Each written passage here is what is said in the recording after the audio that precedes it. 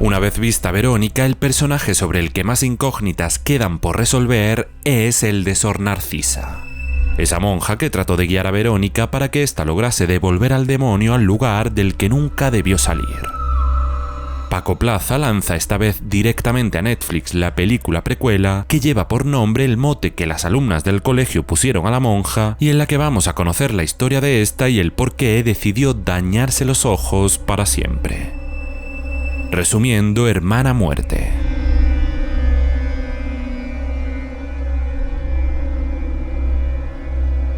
Estamos en la época de la posguerra. La hermana Narcisa llega a un convento al que va a unirse para trabajar como profesora de niñas con bajos ingresos. Se da cuenta nada más llegar y por una pared llena de agujeros que la guerra ha pasado incluso por la casa de Dios. Una vez en el convento, Narcisa conoce a la Madre Superiora y a la hermana Julia, que le hablan de sus responsabilidades en el lugar y de su próximo casamiento con Dios como monja de clausura.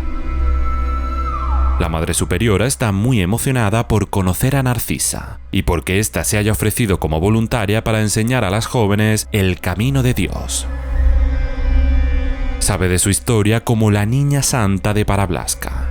Y es que Narcisa fue considerada en su niñez como una especie de elegida que había venido a la tierra para dar el mensaje de Dios. Narcisa se agobia al escuchar a la Madre Superiora hablar de su unión como monja de clausura. Tiene dudas respecto a esto y cree que no está preparada para dar tal paso.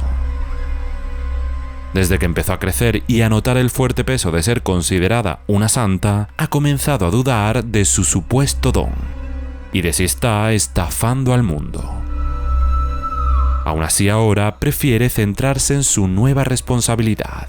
Se instala en la habitación que las monjas le asignan y empieza a dar clases a un grupo de alumnas.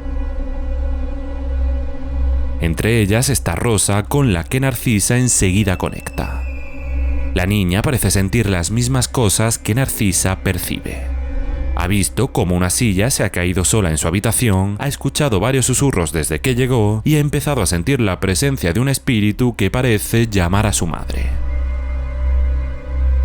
Ha encontrado además una cajita en un estante de su cuarto que parece ser perteneció a la monja que ocupaba esa habitación y que un día abandonó el convento según las otras monjas para cuidar de sus padres enfermos. Esa noche Narcisa baja al sótano, siguiendo los ruidos que parece ser solo ella escucha. Se encuentra con una mano cortada y en descomposición, que las monjas le dicen pertenece a la Santa Marta, que se perdió durante la guerra.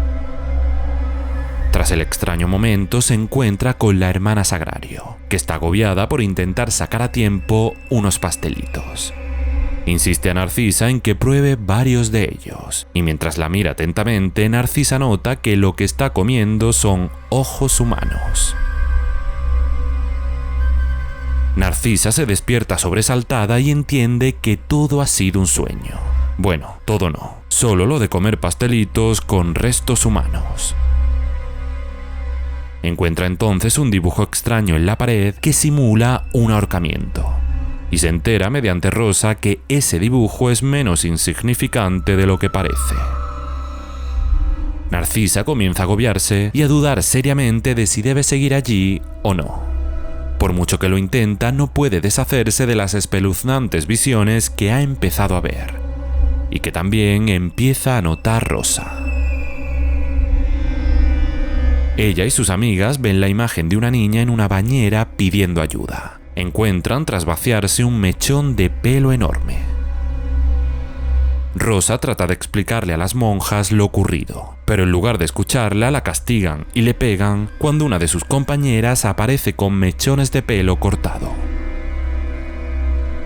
Intenta convencer a Julia y Narcisa de su inocencia, pero estas no le creen. Julia mete incluso a la niña en una especie de prisión en la que aparece a las horas Narcisa, para transmitirle que ella sí que la cree y que quiere saber más acerca de la visión de esa niña en la bañera. Rosa le cuenta entonces que Sor Inés, la monja que vivía en el cuarto de Narcisa antes que ella, no le hizo caso sobre el dibujo del ahorcado y decidió completarlo, desapareciendo por completo tras esto. Esa noche, y fruto de todo lo que está viviendo Narcisa, vuelve a soñar algo espeluznante.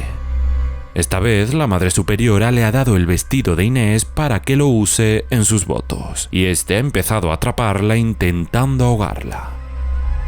Narcisa despierta convencida de que lo que Rosa y ella están sintiendo no está en su imaginación.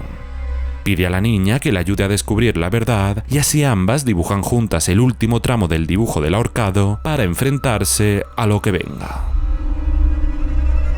De primeras no ocurre nada hasta que Rosa le dice a Narcisa que está viendo al espíritu detrás de ella. La silla comienza a moverse y cuando Narcisa se gira y se da cuenta que ella no ve nada, se encuentra con que Rosa ha desaparecido. Narcisa intenta desesperadamente encontrarla, pero no da con ella por ningún lado. Le pide entonces ayuda a la hermana Julia, que le dice no cree nada de lo que le cuenta. Es entonces cuando Narcisa acude a la capilla, donde se queda encerrada en el confesionario. Ahí una voz la llama egoísta, dándose cuenta de que no está hablando con un cura, sino con un ente maligno. Cuando escapa de ahí, Narcisa se encuentra a la niña muerta colgada de una soga.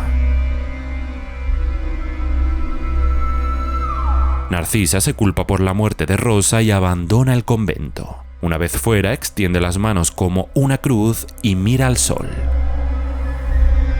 que poco a poco está siendo tapado porque se está produciendo un eclipse solar. Sin despegar los ojos del fenómeno, Narcisa se queda totalmente ciega y empieza a tener visiones sobre un montón de hombres saqueando el convento y sobre la estatua de Cristo ardiendo. También ve a un hombre abusando de una de las monjas mientras ella le ruega al Señor que la salve. Narcisa despierta en su habitación con los ojos totalmente abrasados y con heridas. Intenta contarle a Julia la visión que tuvo del abuso a la monja, pero ésta se enfrenta a ella diciéndole que tiene al mismísimo demonio dentro. Una vez que Julia se va, Narcisa le pide a la hermana Sagrario que le traiga una caja escondida en un lugar de su habitación. Saca de ahí una foto que Sagrario le confirma pertenece a la hermana Socorro. Narcisa le dice entonces que sabe lo que ocurrió con ella, porque la monja le ha estado enviando señales desde que llegó. Sagrario, asustada, se va de la habitación. Narcisa entiende que algo le ocurrió a la hermana Socorro que el resto de monjas tratan de ocultar. Comprende mediante sus visiones que fue Socorro la monja que sufrió un abuso durante el asalto al convento y que tras el ataque se quedó embarazada. Las monjas no querían que Socorro tuviese al bebé, pero Socorro insistió en tenerlo. Tras dar a luz y criarla con el resto de niñas, una noche la pequeña enfermó y Socorro les pidió que la enviasen al hospital. Las monjas, en vez de hacerlo, trataron de calmarle la fiebre a la pequeña dándole un baño de agua fría. Durante el baño, la niña se golpeó la cabeza y murió. Socorro terminó quitándose la vida en la misma habitación en la que Narcisa está instalada. Es por eso que desde que llegó no ha parado de presenciar cómo la silla se cae al suelo. Narcisa entiende que la niña que ha estado escuchando por los pasillos del convento es la hija de Socorro llamándola desde el más allá. Socorro está también detrás de los eventos paranormales del convento, ya que ha vuelto para vengarse de las hermanas que acabaron con la vida de su hija. Socorro comienza una matanza siendo la hermana Julia su primera víctima. Una enorme estatua se le cae a la monja encima, perdiendo la vida al instante. La hermana Sagrario es la siguiente, que muere ahogada en la misma bañera en la que murió la niña. La última en caer es la Madre Superiora, que es brutalmente asesinada en un aula. Tras finalizar su venganza, Socorro levanta el cuerpo de su hija de la bañera y ambas ahora juntas se funden en una luz blanca. Narcisa lo ve todo, curiosamente sin ahora poder ver, y entiende que tiene ese don del que siempre había renegado. Muchos años más tarde, Narcisa se incorpora como profesora de literatura a un nuevo colegio. En él estudia una adolescente llamada Verónica.